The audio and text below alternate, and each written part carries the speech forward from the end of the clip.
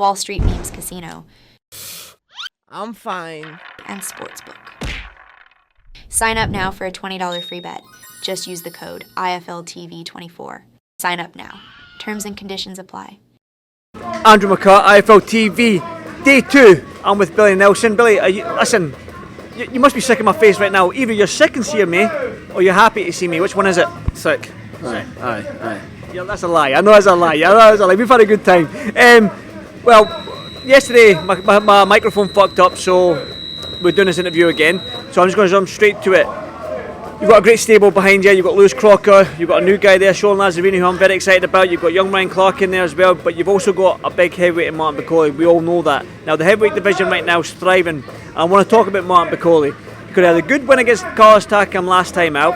He's number 1 with the WBA. Can you just elaborate on what's next for the big man? Well, we're hoping something will be announced very shortly for Martin, which will propel him up another level again and get us closer to the ultimate target of the world title.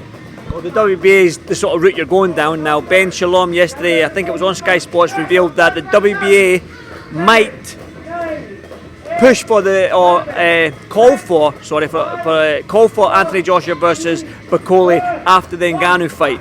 I'm sure you'd welcome that fight in a heartbeat, wouldn't you? Well, of course we would. I mean, it's the big fights that we're after. But I'm sure, in real terms, Anthony's got the Ngannou fight, which he'll do very well financially with, and then, well, I would imagine Joseph Parker might fight, and Hrgovic and AJ might fight the winner. So why would they go down a final eliminator route rather than get a straight shot at the world title? If that indeed is the case, but if that final limit was called for, and Anthony and Eddie and 258 were interested in the fight, of course we will take that fight, of course. You've mentioned Africa a good couple of times to me, where you've mentioned Africa, fighting in Africa for Martin Bakole. Anthony Joshua having that Nigerian heritage, and Martin Bakole obviously coming from the Congo. That'd be a huge fight for Africa, wouldn't it? Well, I think it's a specific number anniversary this year, October the 13th, 30th, whatever it was, in Zaire. It's now Congo. So if the two of them remained undefeated until then, and if it was called, that'd be huge, wouldn't it? You look at the landscape of the heavyweight division now. The landscape seems to be changing every time there's a huge card in Saudi Arabia. And when you look at Martin Bakole and where he is right now, and you look at everybody, well, Tyson, Usyk lined up, Joshua's lined up, Dubois had a good win. Would that fight be a possibility for you? To Daniel Dubois, would Joseph Parker be a possibility for you? Like, who would you like to fight? Like, if you had the opportunity, who would you like to? There's a kids cast going on. That's why I'm probably finding it hard to talk here, because I've got loads of kids screaming. I don't know if you can hear it. Where was I? Yeah, so with the Joseph Parker fight or the Daniel Dubois fight, would that interest you? Because Dubois is coming off a great win against Jarrell Miller. Well, it was a good win. Jamel Miller is no proven world-class fighter. But of course we'd fight Daniel Dubois and we'd fight Joseph Parker, no problem at all. I want to get your thoughts on, obviously, with Joshua and Ngannou happening. There's rumours of Deontay Wilder fighting Zhang on the undercard. Just want to get your quick thoughts on that. I wouldn't like to say. I think Zhang will punch him a bit. I think that last fight was very disappointing, Wilder, and there should be people round about him and give him a good advice and advise him maybe to hang the gloves up, in my opinion, because he's been an excellent fighter. He's obviously made a lot of money out of boxing, so I'd personally like to see him hang them up, but if he's going to continue, I wish him all the best. There was talks of Wilder fighting Bakole, and you accepted that fight, I believe. But I think Wilder maybe had two choices of opponent, whether it be Joseph Parker or Bakole. He went down the Joseph Parker route. Now, if he did go down the Martin Bakole route in Saudi Arabia, and he did fight Martin Bakole in Saudi Arabia, what would have happened? Zhang? No, Wilder. If he went for Bakole and didn't go down the Joseph Parker route for Saudi Arabia and he went Bakole, what would have happened in that fight? I think based on his last performance, I think Martin would have certainly have stopped him within 6 rounds and that, and based on that last performance against Joseph. Like I said, your man's in prime position right now for this WBA title, and when you're looking at the WBA rankings and whatnot, and with Usyk and Tyson Fury fighting each other, then belts are going to become fragmented. Now, if Martin does get an opportunity to fight for one of these WBA belts, whether it be a regular, interim, or even the full one, Super One, whatever it may be, there's so many belts. I don't know what the WBA. He'll not fight for a regular title because that's Manuel Charr. Manuel Charr was offered 7 figures to fight Martin and declined. So it will be a different route that we go down. But if Martin does get a hold of one of these titles, though, he's probably like, how many interviews have we done, William? How many years have we been talking about this?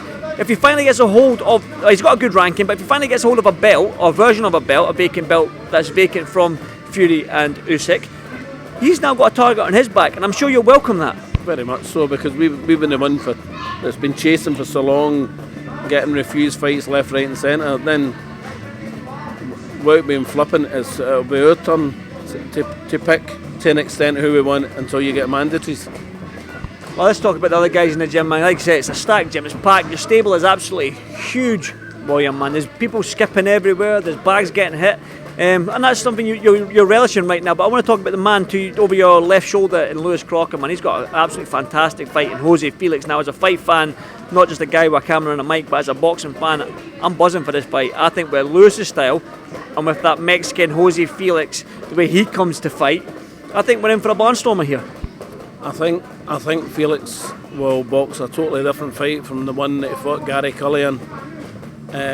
Lewis punches extremely hard, and Felix will find that out very, very early in the contest, and I think he'll revert to boxing on the back foot and trying to counter. Is he past British title? Is Lewis Crocker, Harry Scarf's the British and Commonwealth title holder? I think he's got an IBF European as well. If he beats Jose Felix, Lewis, on the 27th of this month, is he past that British title? Can he go down to that British title and fight for that against Harry Scarf, or do you want him to push on for that sort of fringe world level opponent? Well, I think that's the whole purpose of going down the international route is maybe getting the fringe world title fights before the end of the year. But there's no disrespect to Harry Scarf. I thought he boxed extremely well in his last fight by winning I think he won the British and Commonwealth in his last fight. He was the underdog, very much the underdog, and I thought he boxed really well. The Kazakh King, let's talk about him, Zoltan Zurbek. I think he's arriving back into Scotland very, very shortly. I mean, he's another one that's on the cusp of getting a crack at one of these world titles, and a very, very exciting fighter, one that you've got a lot of praise for. When's he next out? He'll be fighting in early March against a very good opponent, and I've been very fortunate to line up some quality sparring in Scotland for Sultan for this fight, and I'm really looking forward to this fight. People's eyes will be opened when it's a step up for him, but I think they're starting to take serious note of Sultan Zurbek now, and I truly believe he'll be on the verge of a world title shot before the end of this year. Super featherweight's a good division as well. That super featherweight with Joe Cordina. You talked about Josh Warrington and Lee Wood moving up to, up to this weight as well. That super featherweight division. I mean, here in the UK alone, if he establishes himself and has got a base here in the UK, there's big names here for him. I mean, Joe, whether he stays at super featherweight much longer, there's Joe, there's Lee, there's Josh, there's Selfa Barrett. I mean, you could quite easily slip Sultan in that mix, and because he's every bit as good, if not better, than them all. Can I be a biased jockey and talk about Luke Bibby and the big man himself? I mean, the guy can be a bodybuilder if he wanted to, and Sean Lazzarini with that physique, man, that's ridiculous, man. Yeah, those two young guys, I've seen them in the Scotland squad. I've been up to Boxing Scotland and watched them guys train. I've watched them spar. I've seen a lot of their fights as well, and I'm excited about them. Especially let's start on Luke Bibby, because he's got a couple of fights lined up already. 3 fights lined up already, so great start to his pro career, and he's not had a fight yet, having 3 fights lined up. First, starting off on a 6-rounder, that must be testament to how good you think he is as a coach and a manager. So talk to me about Luke Bibby.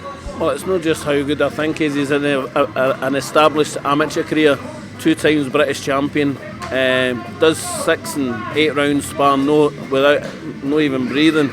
Very skillful boy who's adapting really well to the professionals. his introduction to my gym was doing a 6-7 week camp with Crocker, which was an eye opener, and I kind of shoved him in at a deep end, and he managed to swim no problem. Yeah, I'm excited about the Luke Bibby, but also Sean Lazzarini as well. After that Commonwealth Games gold medal win a couple of years ago, was that almost 2 years ago?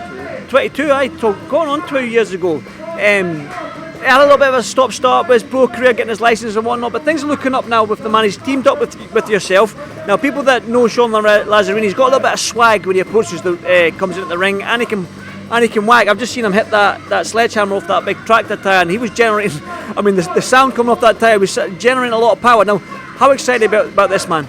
He's an excellent prospect. I mean, for very, very hard puncher, skilled. You don't win Commonwealth Games unless you're a skilled boxer, but he's got genuine raw power, and he'll be boxing at super middleweight. Eventually, he'll probably start off light heavy, and will come down to the appropriate weight. And I'd like to think that he'll get a couple of fights in Scotland, then he'll get picked up by one of the big promoters down England, without a shadow of doubt. One final one then, obviously, like I said, the heavyweight division's booming right now, and like I said earlier, if the heavyweight division's thriving, boxing's thriving. And Mark Bakole, like I said, is in prime position. He's number one with the WBA, probably maybe a fight or 2 fights away from getting a crack at a world title. Have you got a message for any of the heavyweights out there? Because you're probably sick and tired of doing the chasing, like I said to you, but have you got a message for the rest of the heavyweights? Well, the heavyweights know who Martin Bakole is, all know who he is. However, not one guy or one guy's representatives has approached myself or Martin's promoter to fight, which speaks volumes for Martin. So he has to go down and do what's best for Martin, and that's what we're doing. We're going to get an opportunity that will take him to the next level, and have that very much a step closer to the world title. You got anything else you would like to add? Obviously, I've interviewed you 3 times, but we've been cameras and lights and everything messing up and stuff like that. Have you got anything else you'd like to add, Billy? No, I just like to wish all your viewers a happy new year, and all the best in 2024. Oh, and of course I'm very lucky to have a new addition to the gym. It's a gym sponsor actually. He's a super keen boxing man, and he owns a company called Roadley who do tarmacking and driveways, etc., and that resin driveway, they're absolutely class. And I'd like to thank Craig Denny for all his help and support that he's going to give our gym. Well, William, it's been a very, very busy day for me. I've been in this gym twice. I was in yesterday. I had the privilege of watching Lewis Crocker spar as well yesterday. So again, if you don't know who Lewis Crocker is, find out quickly and watch his fight on the 27th. It's going to be exciting. But Willie, as always, Billy, pleasure, big man, and I'll catch you in the next one. Cheers, mate.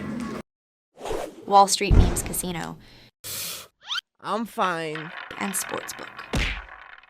Sign up now for a $20 free bet. Just use the code IFLTV24. Sign up now.